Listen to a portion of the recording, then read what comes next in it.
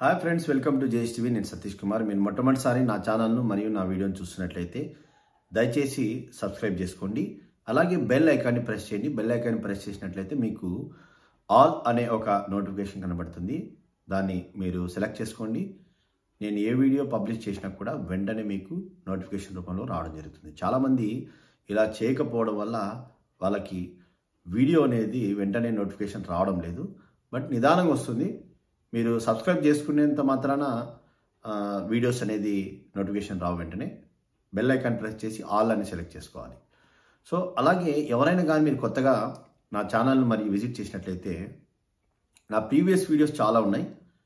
దానికి సంబంధించిన ప్లేలిస్ట్ నేను కింద డిస్క్రిప్షన్లో ప్లేలిస్ట్ లింక్ ఇస్తున్నాను.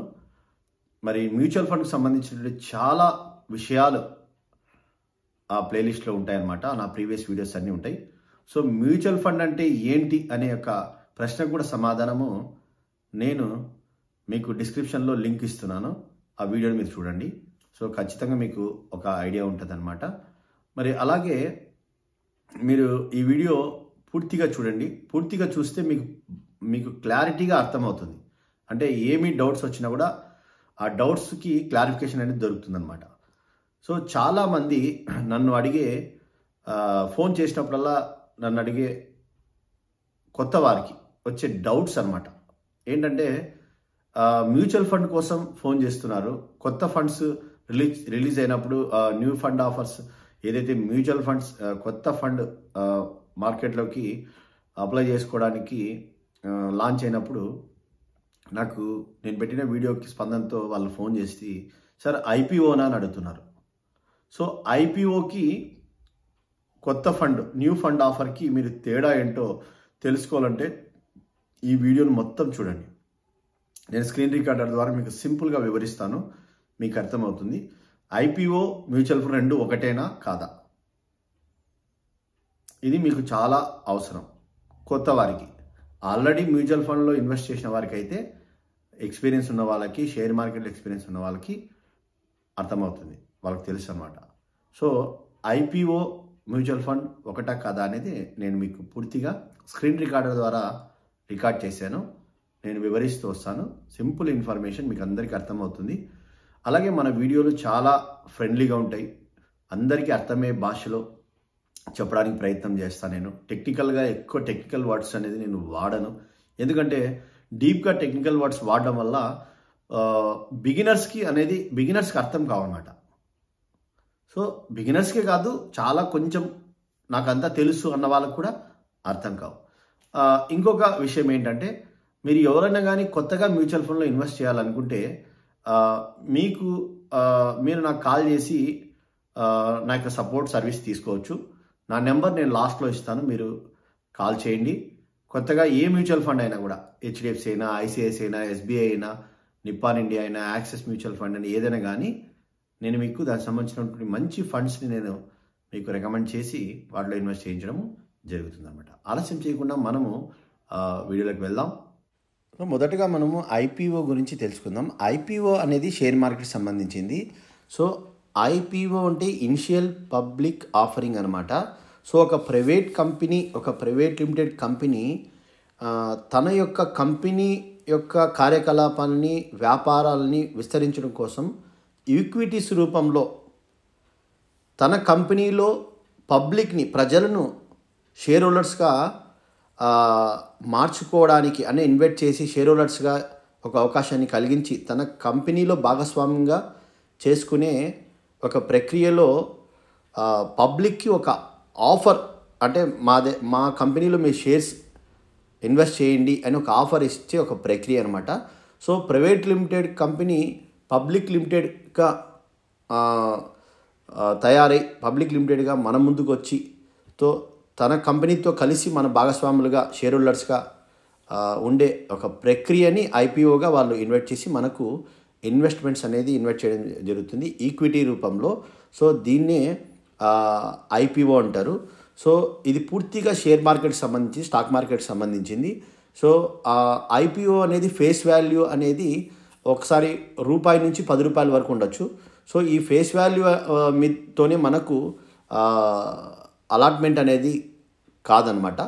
సో మనకు మినిమం ఒక కంపెనీ క్యాల్కులేషన్స్ అనేది ఉంటాయి. ఆ క్యాల్కులేషన్స్ అనేది వాళ్ళు దృష్టిలో పెట్టుకొని ఆ అమౌంట్ ఇంత అని ఫిక్స్ చేస్తారు. అంటే సపోజ్ ఒక 70 రూపీసా, 80 రూపీసా, లేకపోతే 100 రూపీసా, 200 అనేసి సో కంపెనీ ఒక ఫైనల్గా ఒక ప్రైజ్ని అంటే ఒక షేర్ వాల్యూని డిక్లేర్ చేసుకొని ఆ షేర్ వాల్యూ ఒక లాట్ రూపంలో అంటే కొన్ని షేర్ల సముదాయంగా వాళ్ళు దాన్ని మార్కెట్లోకి లాంచ్ చేయడం జరుగుతుంది.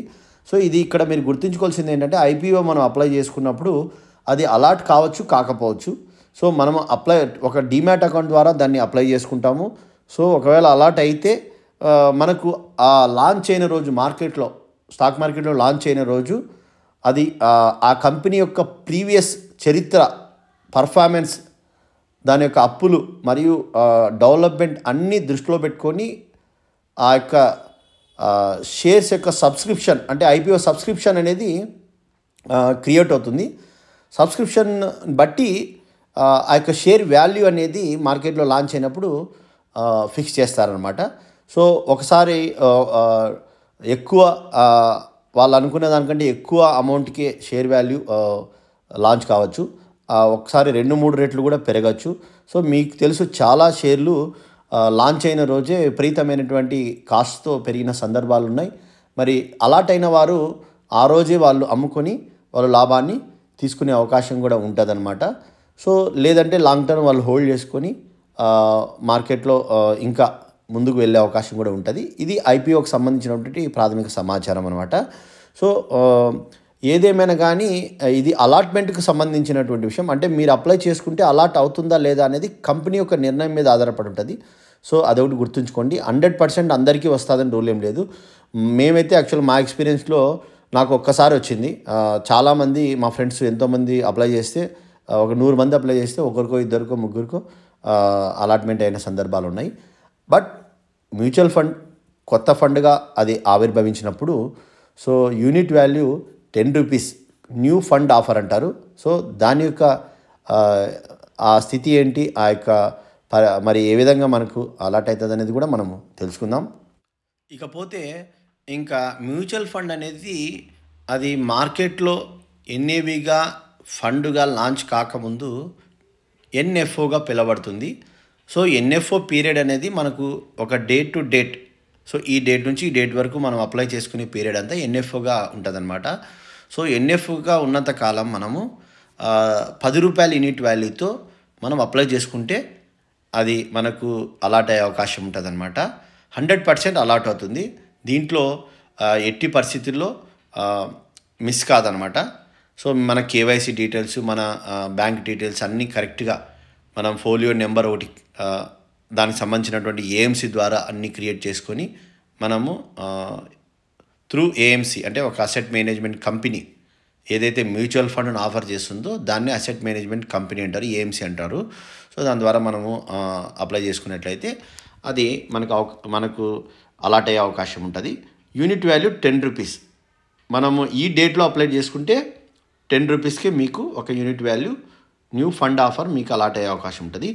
మార్కెట్లోకి వచ్చిన తర్వాత అది ఎన్ఏవిగా మార్కెట్ యొక్క ఒడిదుడులకు సో అప్ అండ్ డౌన్స్కి సో గురై లాభమా నష్టమా ఎన్ఏవి పెరగడం తగ్గడం అని జరుగుతుంది. సో ఇంకా మనకు ఇప్పుడు మ్యూచువల్ ఫండ్ అనేది ఎలాగా వర్క్ చేస్తుందంటే ఇప్పుడు మీకు ఇంతకుముందు మనము ఐపీఓ గురించి మాట్లాడుకున్నాం. ఐపీఓ అనేది ఒక కంపెనీకి సంబంధించింది, ఒకే ఒక కంపెనీకి సంబంధించింది. ఆ ప్రైవేట్ సెక్టార్ ఏదైతే కంపెనీ ఉంటుందో ప్రైవేట్ కంపెనీ ఒక పబ్లిక్ సెక్టార్లోకి ఈక్విటీ షేర్స్ని ఆఫర్ చేసినప్పుడు పబ్లిక్ కూడా చేర్చుకొని ఆ కంపెనీలో భాగస్వామ్యంగా చేసుకునే ప్రక్రియని మనము ఈ ఐపీఓ ద్వారా షేర్స్ అనేది మనకు అమ్ముతారనమాట. సో అయితే మ్యూచువల్ ఫండ్స్ అనేది ఎన్నో కంపెనీలకు మనల్ని ఓనర్గా చేసే ప్రక్రియ. అంటే ఒక మ్యూచువల్ ఫండ్లో లార్జ్ క్యాప్ ఉండొచ్చు, మిడ్ క్యాప్ ఉండొచ్చు, స్మాల్ క్యాప్ ఉండొచ్చు.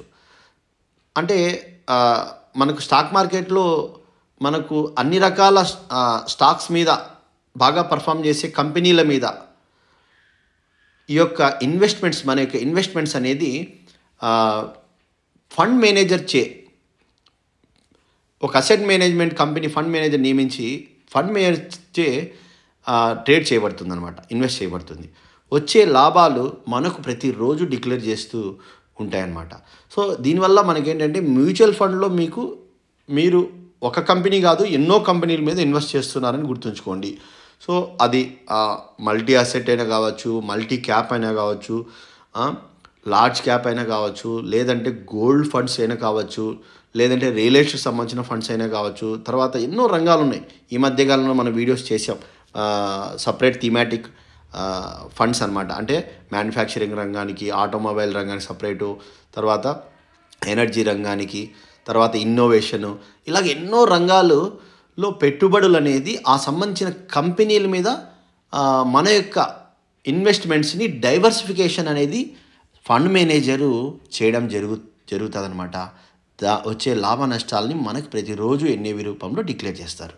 సో ఇక్కడ మీకు అర్థమేంటది, మ్యూచువల్ ఫండ్ అనేది మనము ఎన్నో కంపెనీలకు ఓనర్గా మనల్ని మ్యూచువల్ ఫండ్ ఇన్వెస్ట్మెంట్ ద్వారా మనము అవుతున్నాము. అంటే రిస్క్ అనేది డైవర్సిఫై అవుతుంది. అంటే రిస్క్ ఇప్పుడు ఒకటే కంపెనీ మీద, షేర్ మీద, ఐపీఓ మీద ఇన్వెస్ట్ చేయడం అనేది రిస్క్ అనేది ఎక్కువే. ఆ కంపెనీ ఉంటుందో పోతుందో అది మనకు తెలియదు. కానీ మ్యూచువల్ ఫండ్ ద్వారా అయితే ఎన్నో కంపెనీల మీద మన ఇన్వెస్ట్మెంట్ అనేది షేర్ కావడం వల్ల ఒక కంపెనీ ఒకవేళ లాస్లో ఉన్నా కూడా ఇంకా మిగతా కంపెనీలన్నీ కూడా పర్ఫామ్ చేసే అవకాశాలు ఉన్నాయి. కాబట్టి అన్ని కంపెనీలు ఒకటేసారి నష్టాల్లో పోవడం కానీ మూతపడడం లాంటివి జరగవు. కాబట్టి సో ఈ డైవర్సిఫికేషన్ సిస్టమ్ అనేది మ్యూచువల్ ఫండ్ ద్వారా సాధ్యమవుతుంది. సో మన పెట్టుబడులు అనేది ఎన్నో కంపెనీ మీద షేర్ అవుతాయి అన్నమాట. ఇది మ్యూచువల్ ఫండ్లో ఉన్నటువంటి అడ్వాంటేజ్ అనమాట.